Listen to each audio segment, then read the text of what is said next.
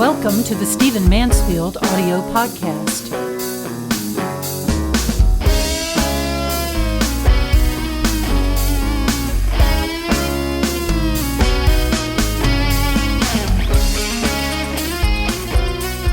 Welcome to the podcast. I want to get right to the business of talking to you today about the theme of the great man.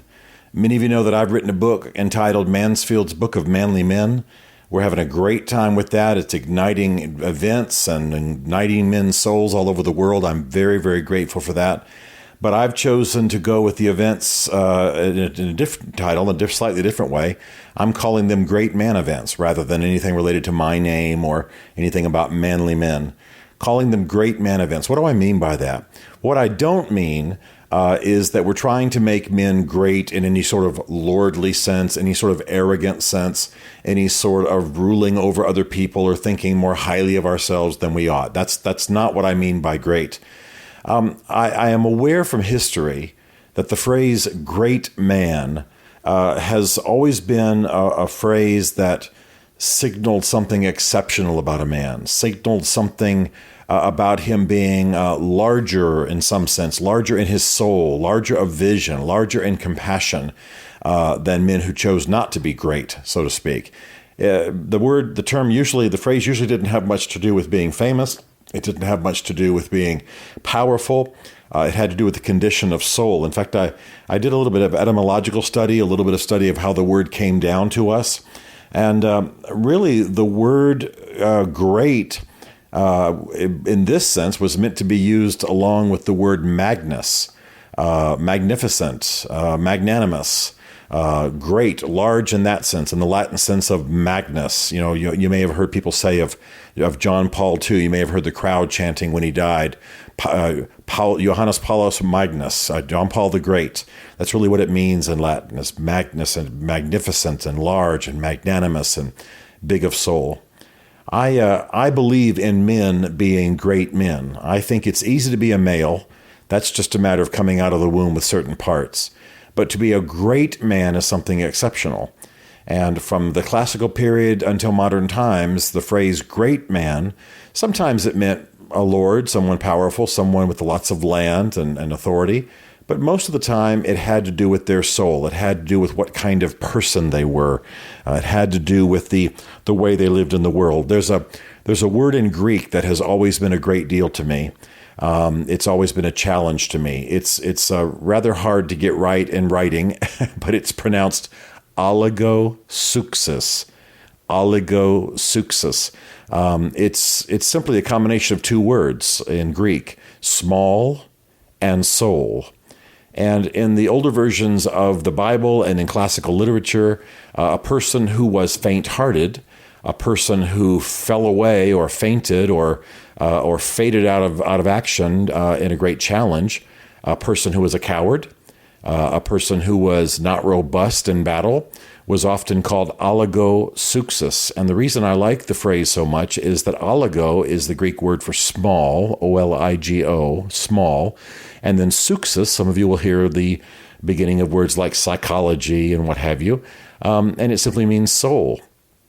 So in the Greek language, a person who was a coward, a person who was not brave in battle, a person who was faint-hearted, was a person who was of small soul. And specifically, many, many times in classical literature, in Koine Greek, and of course in the Greek versions of the Old Testament, you have people described as faint-hearted or people who were cowardly in battle. And the word used is they simply were small of soul. They were small-souled. And that is exactly the opposite of what I'm calling men to do. There's the small-souled man who fades away from his responsibilities, is cowardly, and shrinks from the battles of his age. And then there's the great soul, the great man. And it simply means someone who is expansive, someone who is big of vision, somebody who is big in generosity, somebody who broadly understands their responsibilities and their obligations and their role as a man. A great man is one who invests himself. A great man is one who takes the positives he is by virtue of being male and puts it at the service of those he has been given, of his society, of his family, of his friends. The great man. The great man is one who lives for the benefit of others. The great man is one who lives large of soul. The great man is one who embraces adventure, goes after the rugged, the difficult, the challenging.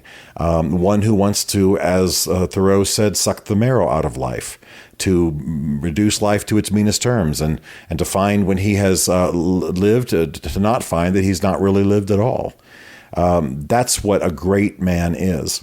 And I'm of the opinion that much of what a man endures in this generation tries to shrink him, tries to compact him, tries to make him smaller, tries to make him lesser. I think porn makes you less than a great man who is all he is meant to be romantically and sexually for his wife.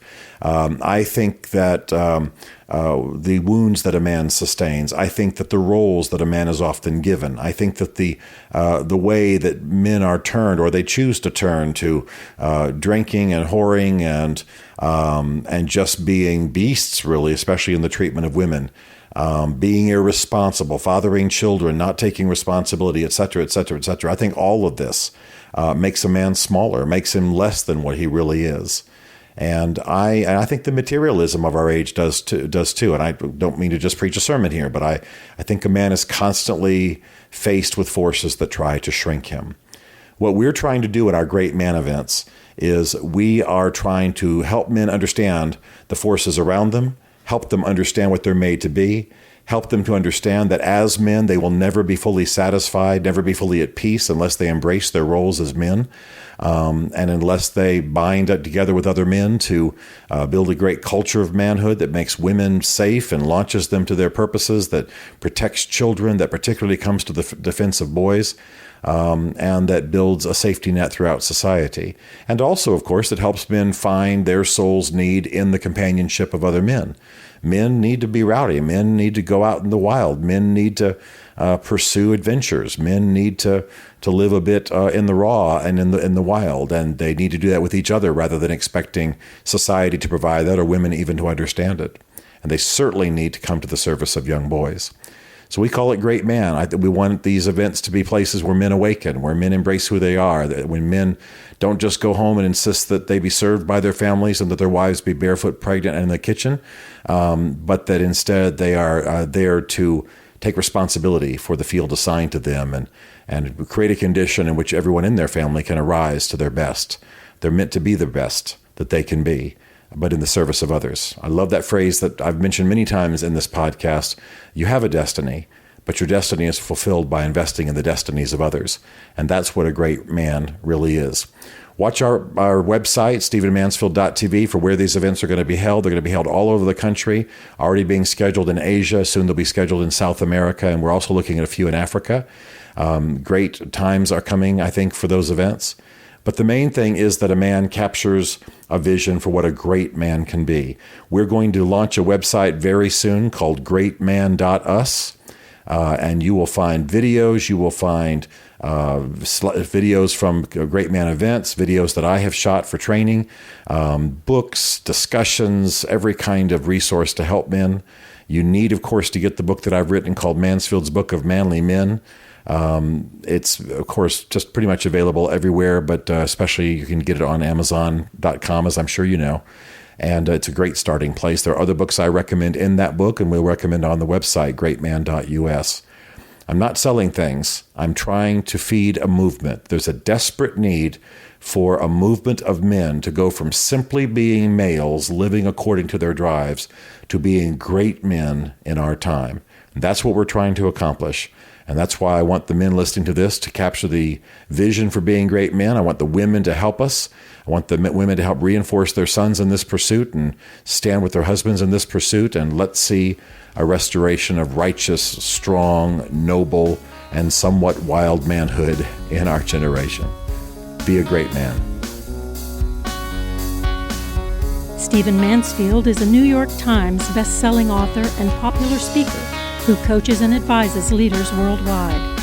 To learn more about Stephen, log on to stephenmansfield.tv. The Stephen Mansfield podcast is produced by Isaac Darnell, who also wrote and performed the Rockin' Podcast theme song. This is a Chartwell Literary Group production. Chartwell is ingeniously led by Beverly Darnell Mansfield. As a result, all rights are reserved. For more information, contact us through stephenmansfield.tv.